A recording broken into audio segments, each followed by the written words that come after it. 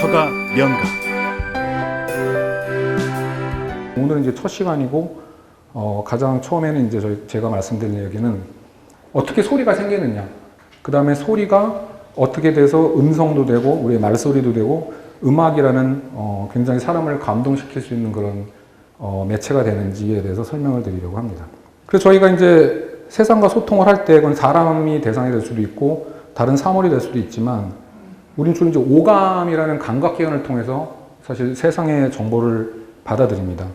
여러분이 흔히 아시는 뭐 눈, 귀, 코, 후각, 그 다음에 혀로 하는 미각, 그 다음 손으로 만질 수 있는 촉각, 피부에도 있지만요. 보통 이렇게 흔히 저희가 오감을 가지고 그 세상을 이해하고 인지하고 하는 거죠. 그러니까 이 오감이란 감각기관이 없으면은 저희 아무리 광활한 우주가 있건 아니면 저희가 그냥 한 평짜리 방 안에 있던 건 사실은 똑같은 겁니다, 저희한테.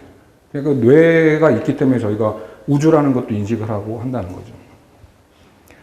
자, 저는 이제 오감 중에서도 이 오감을 각각 이제 연구하는 분들도 많겠지만 저는 이 중에서 이제 그 귀를 담당하는, 청각을 담당하는 이제 쪽을 연구를 하고 있습니다. 여러분 생각에는 오감 중 가장 중요한 감각은 뭐라고 생각하십니까? 뭐 중요한 우위를 만약에 따질 수 있다면 아무래도 눈이겠죠. 예, 아무래도 뭐 그래서 뭐 옛말에 몸이 천냥이면 뭐 눈이 900냥이다. 뭐 이런 말도 있고 뭐 백문이 불여일견이다.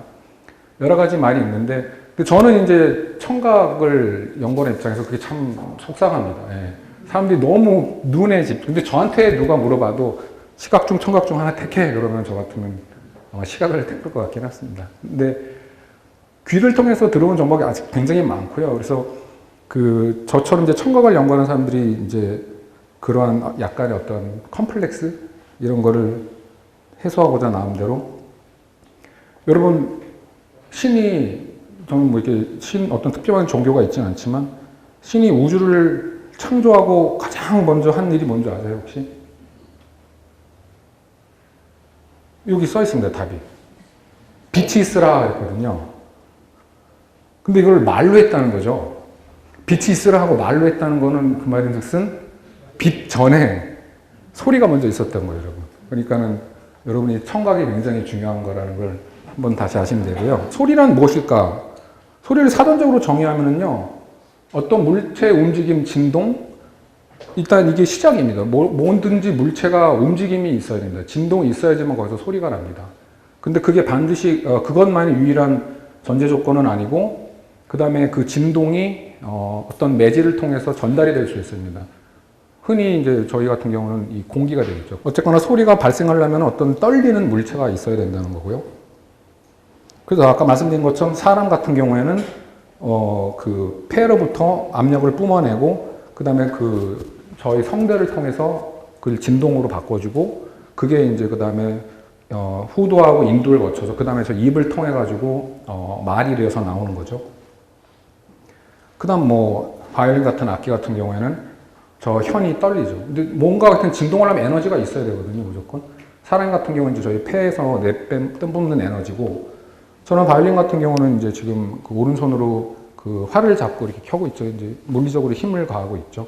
그것이 이제 저 현을 진동시켜서 그 소리가 나는 거고, 그 다음 아까 말씀드린 것처럼 이 스피커에서는 이 스피커를 열어보시면 이게 스피커 콘이라는 게 있는데요. 어떤 약간 얇은 종이막, 뭐 금속으로 된 것도 있지만 그 막이 왔다 갔다 떨리면서 그게 이제 이 공기 중에 있는 공기 분자를 밀어내고 그것이 계속 전달이 되는 겁니다. 그 소리가 이제 전달을 하려면은, 소리 자체가 전달된다기보다는 제가 아까 말씀드린 것처럼 어떤 일련의 압력 파동입니다. 압력 파동이 공기나 물 등의 이제 매질을 통해서 전달이 되고 그래서 저희가 그거를 음파, 사운드 웨이브라고 부르죠. 그래서 이 음파는 기본적인 어떤 물리적인 속성을 몇 가지 갖고 있습니다. 여러분도 많이 들어보셨을 때 일단은 진폭, 크기입니다. 압력이 얼마나 세냐. 제가 살살 얘기하면 압력이 작아지고요. 제가 크게 얘기하면 굉장히 압력이 세집니다. 이걸 실제로 압력 게이지를 가지고 재면 그걸 잴 수가 있습니다. 그게 이제 진폭이라고 저희가 얘기를 하고요. 그 다음 파장이라는 게 있습니다. 파장. 파장은 아까 그 음파 그 모양을 제가 이렇게 물결 모양을 그려드렸는데 그래서 예를 들어서 봉우리하고 봉우리 사이 또는 그 골과 골 사이의 길이를 한 파장이라고 합니다.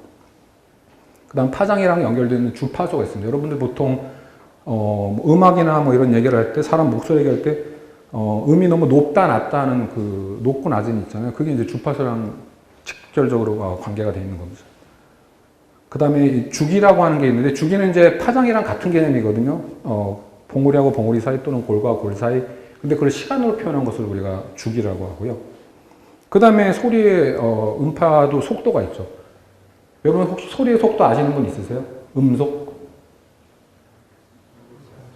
예, 많이들 아시는데 340 보통 나오시죠. 제가 초등학교 때, 중학교 때는 340m/s로 배웠거든요. 1초에 340m가는. 또 나중에 보니까 343이라고 얘기를 많이 하더라고요. 그게 이제 소리가 그 속도가 달라지거든요. 온도에 따라서. 온도에 따라 달라진다는 건 온도에 따라서 공기 분자의 형태가 달라지기 때문에, 밀도가 달라지기 때문에 달라지는 건데, 그래서 보통 20도씨를 기준으로 하면 340m/s라고 합니다. 예. 그리고 이제 속도하고 주파수는 이제 굉장히 밀접한 관계가 있고요. 그 밖에도 여러 가지 소리의 속성들이 있습니다. 여러분이 많이 들어보셨던 건데, 일단 반사라는 게 있고요.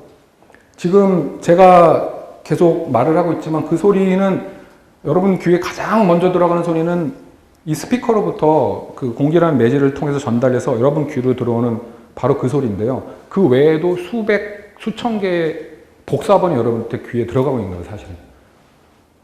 소리는 전방향으로 퍼지거든요. 그래서 여러분이 그 반사가 없는 걸 만약에 들어보시잖아요, 소리를. 굉장히 어색합니다. 그 무향실이라고 해서 이런 음향학 연구를 하기 위해서 온 그 사방을, 그러니까 바닥, 벽, 천장 모든 곳을 흡음이 굉장히 잘 되는 걸 만들어 놓은 데가 있거든요. 그걸 이제 무향실이라고 하거든요. 에코가 없는, 잔향이 없는 방이라고 해서 거기 들어가셔서 대화를 하시면 되게 이상합니다. 어색해요. 되게 먹먹하고. 근데 우리는 실생활에서 그걸 잘 느끼지 못하죠. 그런 환경이 거의 없으니까. 그 다음 소리 속성 중에 또 간섭이라는 게 있습니다. 그 다음에 굴절이라는 게 있고요. 여러분 빛의 굴절 같은 거 많이 보셨잖아요. 숟가락을 물에다 이렇게 놓으면 공기 중이랑 물이랑 빛의 속도가 달라져가지고 숟가락이 이렇게 휘어보이는 현상, 소리도 똑같이 비슷한 현상이 일어나고요. 그다음 회절이라고, 이것도 되게 중요한 속성 중에 하나입니다. 예. 자, 이런 소리 중에 그럼 가장 단순한 소리가 뭐냐? 사인웨이브 또는 정연파라고 하는 게 가장 단순한 소리입니다. 그래서 이 정연파는 이제부터 공식이 조금 나오는데요. 그냥 아주 살짝만 다루겠습니다.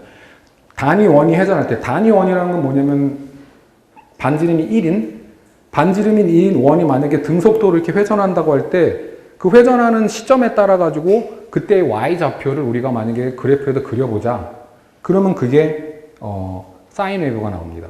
그 사이클을 우리가 보통 사이클 할 때 그걸 한 회전, 한 바퀴 돌 때 걸리는 시간을 사이클이라고, 한 사이클이라고, 그 한 사이클을 도는데 걸리는 시간을 아까 저희가 골에서 골 또는 봉우리에서 봉우리로 가는 그 주기, 시간적 주기라고 합니다. 사인파는 주파수의 크기에 따라서 우리가 들을 수도 있고 못 들을 수도 있는데, 그건 이제 뒤에 또 자세히 말씀드리겠지만, 어쨌거나 가장 순수한 소리이기 때문에 퓨어톤이라고 부릅니다. 저희가 순음이라고 부르거든요. 순음이란, 그래서 사인 웨이브 또는 사이누소이드라고 얘기하는 건 다 사실은 이제 같은 말이라고 이해하시면 되고요. 하나의 정연파로만 이루어진 거를 저희가 이게 퓨어톤 또는 순음이라고 하면은 세상이 이렇게 단순하지 않습니다. 세상에 실제로 존재하는 거는 복합음이에요, 다. 제 목소리도 그렇고 이렇게 떨려서 나는 소리, 여러분이 들으시는 소리는 대부분 복합이라고 생각하시면 됩니다. 대부분이 아니라 100%일 거예요. 그래서 그걸 이제 복잡하다고 해서 그냥 컴플렉스, 아까 퓨어 톤의 반대로 컴플렉스 톤이라고 얘기를 하고요. 그래서 음성, 사람 목소리도 그렇고요. 그 다음에 음악 소리도 물론 마찬가지고, 그 다음 동물들의 음소리, 그 다음에 아까 여러분 들으셨던 빗소리, 바람소리, 천둥소리, 물 흐르는 소리, 그 다음 그 외에 여러 가지 기계음이라든지 이런 것도 다 실제로는 복합음이고요. 여기서 또 이제 수학자 한 분이 나오시는데, 저희 신호처리에서는 거의 이제 굉장히 없어서는 안 될 굉장히 중요한 정리를 만드신 분이라서, 푸리에라는 수학자 들어보셨나요, 혹시? 예, 그 프랑스의 수학자 17세기에 이분이 뭐라고 얘기를 했고 증명을 했냐면, 세상에 존재하는 모든 신호를 순음들의 합으로 나타낼 수 있다고 얘기를 했습니다. 아까 그 순음들 있잖아요. 그 순음들의 합으로 나타낼 수 있다고 얘기를 했고, 이분이 이제 18세기에 했던 푸리에고, 그것을 이제 푸리에 띠어럼이라, 푸리에 정의라고 저희가 얘기를 하고요. 무슨 말씀이냐면은, 아까 제가 세상에 존재하는 신호는 대부분 복합음이라고 했잖아요. 굉장히 이렇게 복잡한 파형을 갖고 있거든요. 이것도 지금 단순한 파형인데, 이런 복합음을 쪼개가지고 여러 개의 그 정연파, 사인 톤으로 분해할 수 있다는 겁니다. 반대로 말하면은 여러 개의 사인 톤들을 잘 만들어서 섞으면은 어떤 신호도 만들어낼 수 있다라고 얘기한 게 이분입니다. 이게 그래서 소리를 분석하거나 할 때 아주 중요하게 중요하게 작용을 하고요. 자, 여태까지 제가 말씀드린 거는 물리적으로 소리가 발생하는 과정과 하고 소리의 성질에 대해서 얘기했는데 사실은 저희는 이제 사람의 입장에서 얘기를 하기 때문에 사람이 듣는 방법을 말씀드리려고 합니다.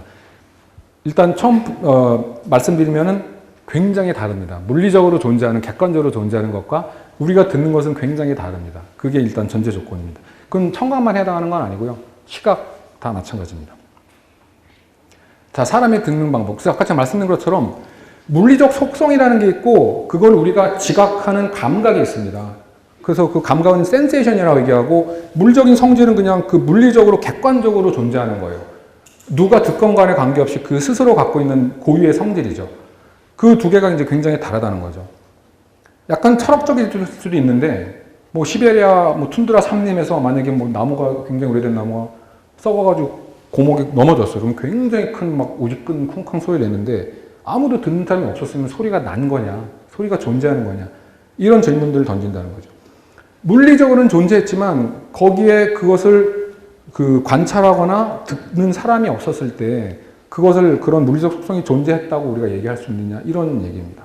자, 청각도면에서 생각을 해보죠. 들리는 대로 듣는 것이 아닙니다.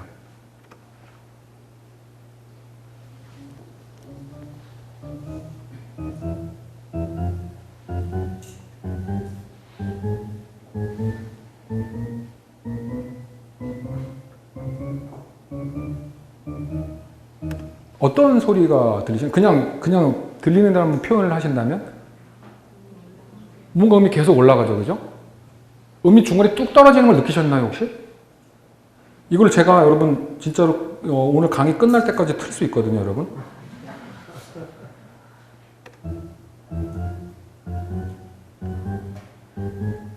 계속 올라가요.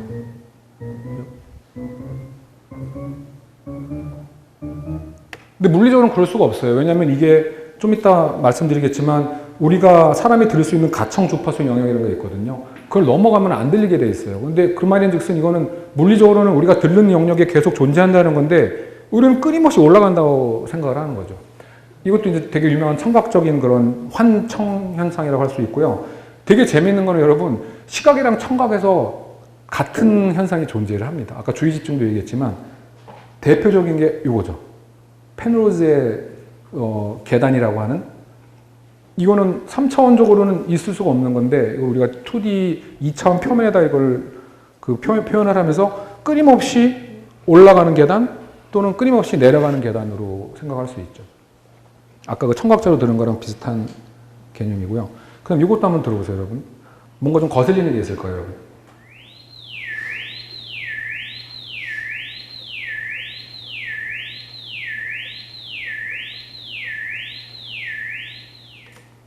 들으셨는데 뭔가 거슬리는 소리 들리시나요, 혹시? 중간에 틱틱 그런 소리 들리시죠? 그게 실제로 아까 그 사인이 막 이렇게 그 신호가 움직이는 거에서 중간을 일부러 잘라가지고 거기다가 그 그냥 0을 넣은 거거든요. 무음을 넣은 거예요. 갑자기 끊어지니까 틱틱 이 소리가 들리죠. 근데 재밌는 거는 거기다가 그 빈 공간에다가 다른 소리를 저희가 채워넣습니다. 아까 그 들으셨던 백색 잡음을 넣을 건데요. 그 배경에 있는 그 윙윙 그 소리가 어떻게 들리는지 한번 다시 한번 들어보세요.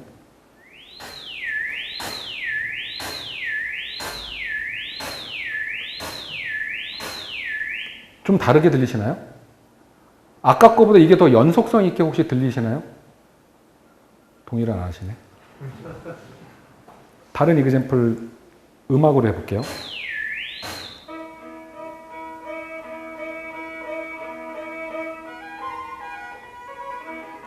끊기죠, 그죠? 굉장히 거슬리죠. 막 옛날 앨범 튀듯이 바늘.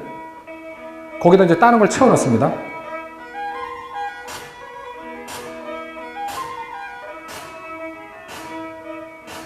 못지않게 그게 거슬리고 이게 더 거슬리라고 하실 분도 있을 텐데, 근데 그 뒤에 음악이나 아까 그 배경에 나왔던 그 주파수 변조된 소리를 들었을 때 더 연속성은 느껴지거든요.